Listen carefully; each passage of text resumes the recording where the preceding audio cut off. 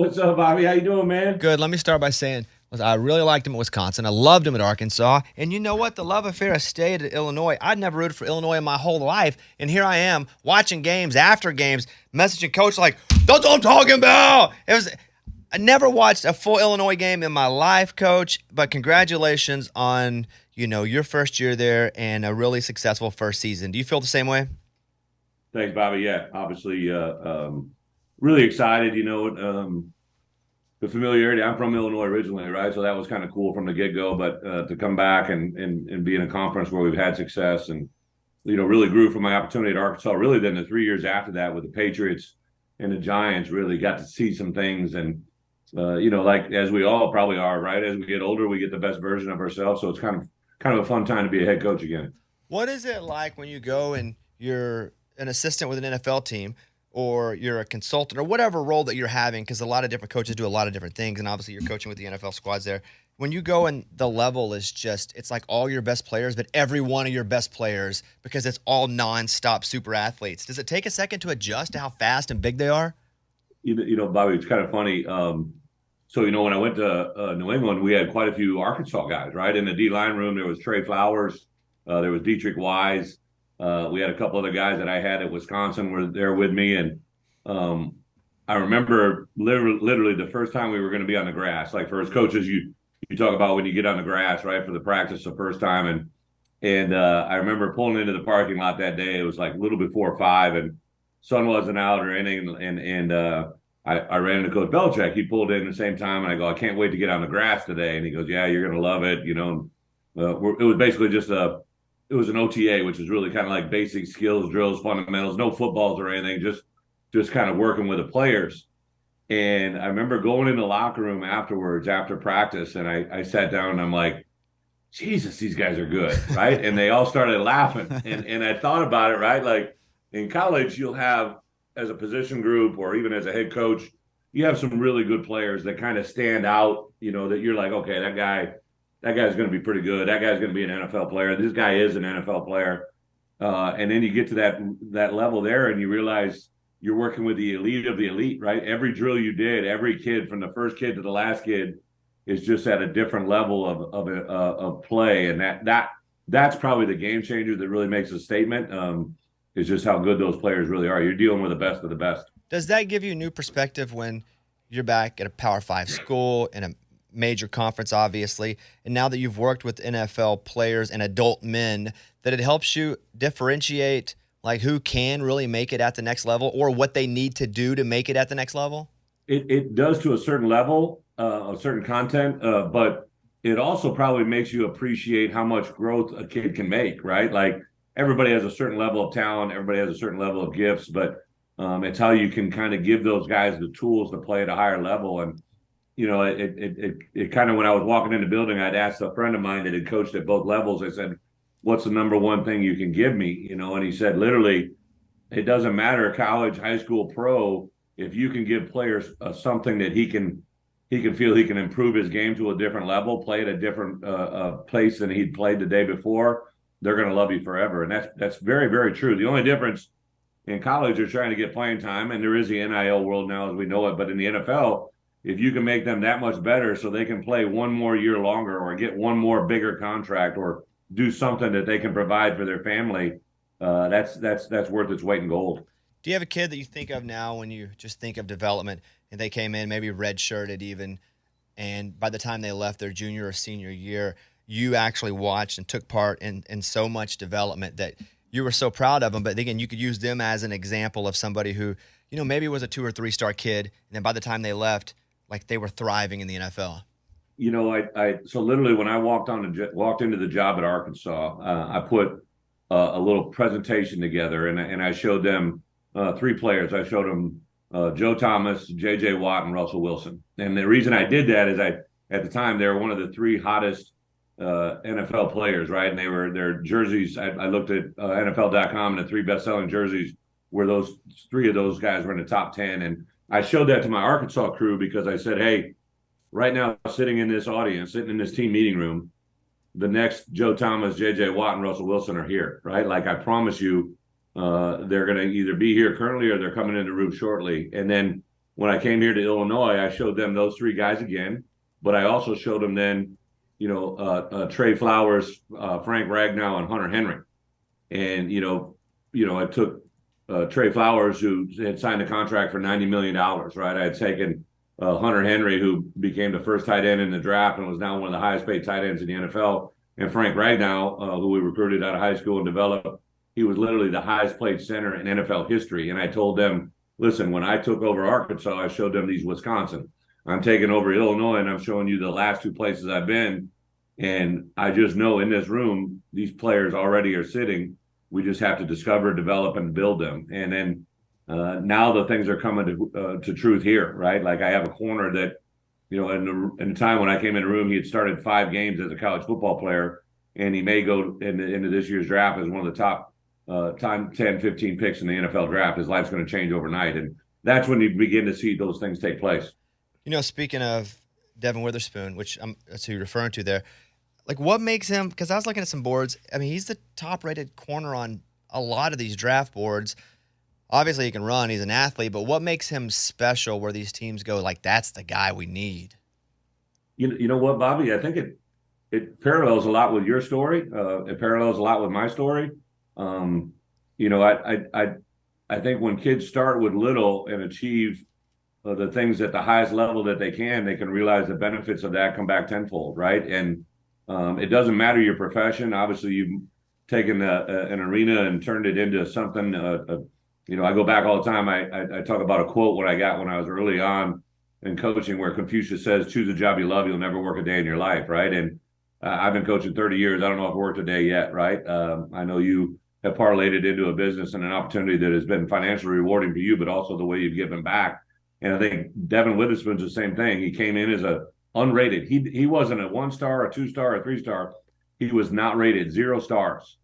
And he may be the first corner taken in the draft, if not definitely one of the best, one of the first corners in the draft. And he beat out all those 5 stars, 4 stars, 3 stars that he was ranked behind of coming out. And he's taken that personal challenge of what people said he couldn't do and turned it into what he could do. And that's probably what sets him apart. Now, he's incredibly gifted. He's explosive. He's rangy. He's very athletic. He's got great football IQ and awareness. He's got some intangibles that are hard to find. But I think it's that hunger to be successful that has really set him apart. You guys' defense was awesome last year. But when you lose a guy like that, obviously you're losing something. Now, do you try to find a guy that tries to replace that? Was he able to, like, mentor someone? Or is it kind of an effort by committee? Yeah, he's very close with probably our best returning corner, Taz Nicholson. Both of them Florida guys. They got that connection. They hung out all the time when they're here. And I know Spoon recently got a Nike contract. All of a sudden, I saw a tremendous spike in Taz's Nike apparel as well. So I think the mentoring has continued, but also with our younger players. And then one of the things I really start to preach on the back half of the season, and especially when we go into the last month of the season, your life as a college football player, when you leave this building, is going to change forever, right? You have literally the opportunity to have breakfast, lunch, and dinner with guys on a daily basis that after you leave the program, you may never see them except for once a year. Sometimes you may not see them for years or 10 years, right? And we always say in college football, there's one thing, seniors graduate, but the tradition never does, right? And I've asked Devin Witherspoon, as well as all of our other seniors that are moving on, make sure you pass the things that you've been great at onto the players that are returning, and more importantly, pass along to the players the things you failed at and what you wish you could have changed as you're walking out the door, because those are the things that will really matter. So next year, defensively, are we looking at a squad again? Or are we looking at early on, we're going to figure it out until we get a squad? Like, are we starting strong? I think we're going to be it's going to be a squad that looks very similar to what we did a year ago. It'll be different faces, but one of the advantages we had is I have a couple players returning up front that literally probably are going to be some of the best in college football. And on the back end, because Spoon didn't play in a bowl game, I also had another safety that didn't play in a bowl game. We did have some guys get injured at the end of the year last year, especially in the back end. So a lot of our younger players got valuable experience in the back half of the season last year and are that much more ahead of the curve. So, of course, the standard is going to be the same. The faces are going to change. My defense coordinator got the head coaching job at Purdue, and duly so. He'd done a heck of a job, and I promoted from within. Now I have on defense shows how old I'm getting, right? I have 3 former players that now coach for me and on the defense side of the ball who are outstanding football coaches who I met when they were 16, 17 years old, and now they're in their mid-30s, right? And I've really truly seen them develop into young men that can lead others and hopefully take them to a high level of success. The few times I've been to another country, and I didn't go anywhere at all early in my life, but then once I started to have some success, I would travel a little bit, and I would realize when I go to places, I liked it, but I wasn't super comfortable. I wouldn't say a whole lot because I didn't want to mess up or I didn't want to insult the culture that was there. And my question is that, let's say you go into a new program. It can be Arkansas, it can be Illinois. How quiet are you at first because you don't know all the little idiosyncrasies about, like, the hall call's got to be weird for people at Arkansas that have never done it, or you go to Illinois and you don't know the history of it really because maybe you got hired a week ago, so you don't want to say anything wrong. How long does it really take you before you understand, like, what Illinois is and what all the fans love about the program? Great question, Bobby. I think first off, right, like I did make an opening statement. I went and watched these guys play their last regular season game. I had just gotten a job. I was with the Giants. The AD picked me up. I signed my contract with flew to Penn State and watched the guys play at Penn State. During COVID, it was really weird, empty stadium. But I flew back the next day and I met with that entire team in a team meeting room. And I remember looking out a bunch of nameless, faceless kids I hadn't known. And from that day forward, they were part of our family. And I literally said at the time, listen, the thing I know is I'm the newest family member to walk in this room. But from this point forward, we're all family, right? And I'm going to accept you unconditionally. We may be together a year from now. We may not, right? That's going to be in what we do from this day forward. But let's start off on the same page. And that was kind of a moment that a lot of our kids reference back to. I would say the introduction press conference at Illinois, I knew from playing against Illinois, they had a chant that went ILLINI, right? An Illini chant. I watched a couple of videos. I had that one down pretty clean. That was a lot easier than the hog call with Big Stewie. So it was a little bit easier transition from Illinois, but it's a great point. I commonly referenced and hopefully gave credit to the coaching staff that was here. Lovie Smith, I gave credit to, like overly in the first, several months, just being very appreciative of the players he brought in the building. If there was ever anything negative, I just always spoke about what we're doing forward, not what's been done in the past. And so far, it's worked out pretty well. I always feel like great people do fundamentally great things, and sometimes you don't understand what they're doing or why they're so great until you get really down in the weeds. And you have 2 coaches that either you played for or you worked under, being Hayden Fry, who you played for, and then Barry Alvarez, who you worked under. What is a similarity between those 2 great football coaches? It's been amazing, Bobby. I've actually worked under 4 guys that are either currently in the Hall of Fame or will be. The first being Hayden Fry. I played for him. I coached for him. The day he retired, he gave me a note card that I still carry in my daily binder that says, "You're going to be a great head coach. Just make sure you're prepared when you get there." Right. And he saw that in me at an early age, 10, 12 years before it ever happened. And, what I took from him was he was a player's coach. It motivated me very well. He handled me as well on the football field. So I had some emotional things. I lost a sister when I was in college. I had a mom diagnosed with breast cancer. I had some personal adversity. I had a torn ACL. Like, he helped me in those moments just as well as he had me in the championship moments, right, when we won games. Fortunately for me, that was an unbelievable experience then to play and coach.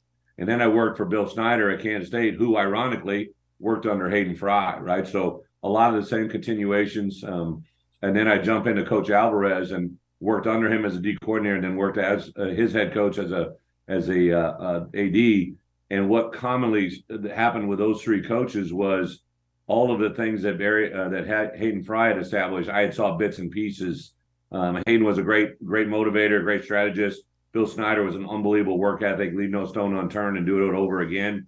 And then what I learned from Barry Alvarez really truly was just the complete picture, right? He walked into the room, everybody knew he was a head coach.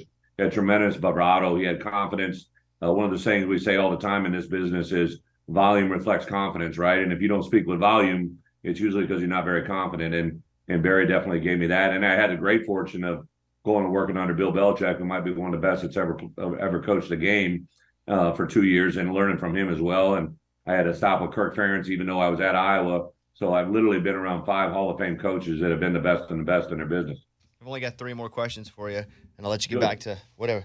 I'm sure you're doing something. You're recruiting or coaching or watching a show on Netflix secretly in your office. That's probably what I would do, is like, I'm busy all day. But whenever I look at, like, your schedule all year long, there's really not 3 months of an off time, So what are you doing when you do get a day or a couple of days? Like, what do you play golf? Do you play video games? What is it? Because a little bit, you got to have something.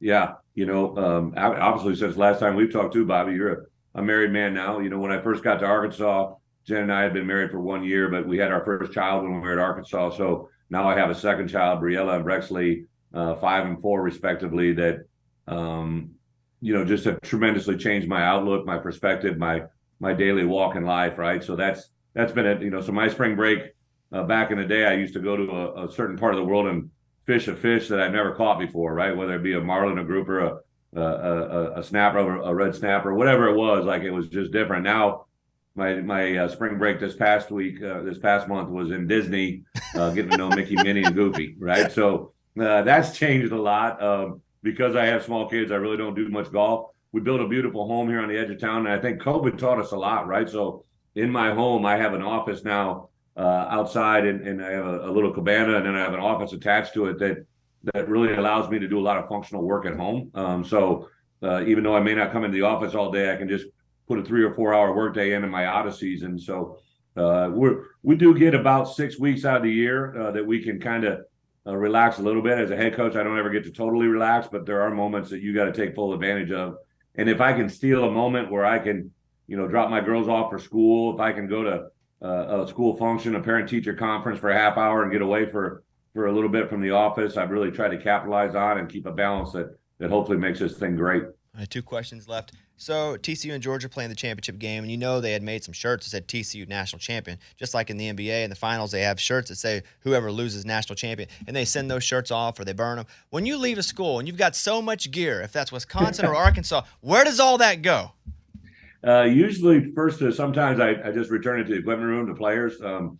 I do keep it, I think it's very important. Maybe you don't wear it out in public, but because obviously I'm Illinois, so anything I wear now is Illinois. Even come from the Patriots and Giants, I really didn't wear that equipment much. It's just, I never met a successful man who isn't proud of where he came from, right? I was reading the bios of the guys that are on this show with you, and they got ties to you and to Arkansas and to football and the things that you love, obviously with music.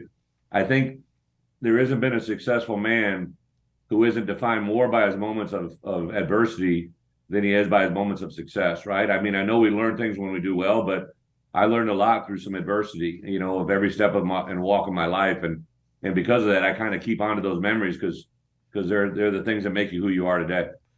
My final question is this.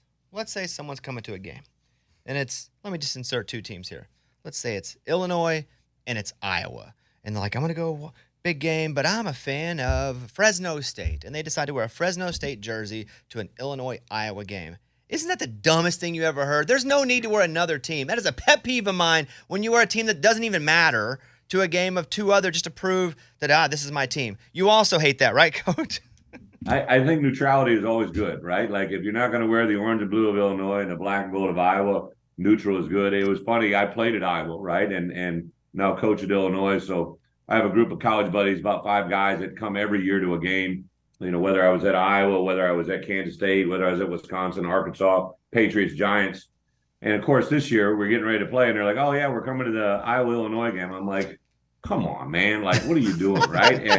And the consensus of that group was, obviously, they love me and love about me, but they couldn't put on the orange and blue, and I told them they can't wear black and gold. So there was a lot of neutral colors in that tailgate before and after. So see, that's what you do. Neutrality is often good. Just be neutral. You don't have to show off the team that's not even there. Mm-hmm. That burns me up. Coach, I'm rooting for you. I was watching you last year. I love you. Big year ahead for you guys. I don't know what else to say except I love that I love the family with the 2 L's. I think that's a really cool. Whoever did that in your marketing, that's cool. I like that. And then mostly I'm a hater on all that stuff because I'm like, that was lame. But that one's really cool, Coach.